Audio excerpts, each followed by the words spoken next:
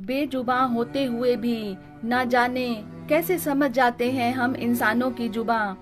बेशक हम भी समझ सकते हैं उनके जज्बात, अगर अपना कुछ समय बिताएं उनके साथ। हेलो फ्रेंड्स, मैं साक्षी आपके समक्ष चौपाल का जो विषय है ह्यूमैनिटी फॉर एनिमल, इस पर अपने विचार व्यक्त कर रही हूँ। मैं अपना एक्सपीरियंस शेयर करूँ तो मेरी काफ़ी सालों से एक रूटीन था। मैं 7 बजे कबूतरों को बाजरा डालती थी। मुझे अच्छा लगता था उनके हाव भाव समझना। तो जब तक बाजरा खत्म नहीं होता था मैं वहीं बालकनी में ही रहती थी। स्टार्टिंग में तो बहुत कम आते थे पिजन, बट धीरे धीरे उनकी संख्या बढ़ने लगी। तो उनमें से कुछ कबूतर मुझे कातर भरी नजरों से देखते थे, जैसे मुझे बोल रहे हो अभी बाजरा कम पड़ता है।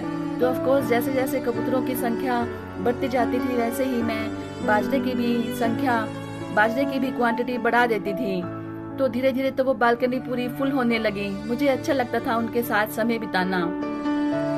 उनमें से कुछ कबूतर ऐसे होते थे जो बाजरा खाने के लिए लड़ते रहते थे दूसरे कबूतर से, और कुछ कबूतर ऐसे होते थे जो दूसरा कबूतर चाहे कितना भी लड़ता रहे वो खाने में ही बिजी रहते थे। और कुछ कबूतर ऐसे होते थे जो न खुद खाते थे न दूसरे कबूतर को खाने देते थे। और मेरा टाइमिंग फिक्स था कि मैं 7 बजे ही खिलाती थी। और अगर कभी मुझे 7 बजने को लेट हो जाता था तो उनमें से कुछ कबूतर मुझे कभी किचन की विंडो से और कभी बेडरूम की विंडो से झांकने लगते थे, जैसे मुझे बुला रहे हो हमारा ब्रेकफास्ट तो दे दो। पर कुछ बातें उनकी मुझे आज भी बहुत हैरान करती थी, क्योंकि मुंबई में जहाँ मैं रहती थी सभी बिल्डिंग के सभी फ्लोर एक जैसे दिखते थे। तो उन्हें याद कैसे रहता था मैं कौन से फ्लोर में हूँ। वो एग्जैक्ट 7 बजे मेरी बालकनी में इकट्ठा होना शुरू हो जाते थे।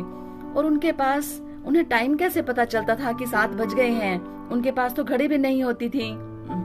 बेशक मैं अभी बहुत मिस कर रही हूँ वो सब, क्योंकि अभी जिस बिल्डिंग में मैं रहती हूँ वहाँ ये सब अलाउड नहीं है। और लॉकडाउन की वजह से मैं बाहर उनके लिए भी कुछ कैरी करके नहीं ले जा सकती। बेशक हमारे रूटीन में, हमारी जिंदगी में हमें कुछ ऐसे नियम बनाने चाहिए जो हमेशा हमें खुशी दें और सुकून दें। Thank you so much. Bye, take care.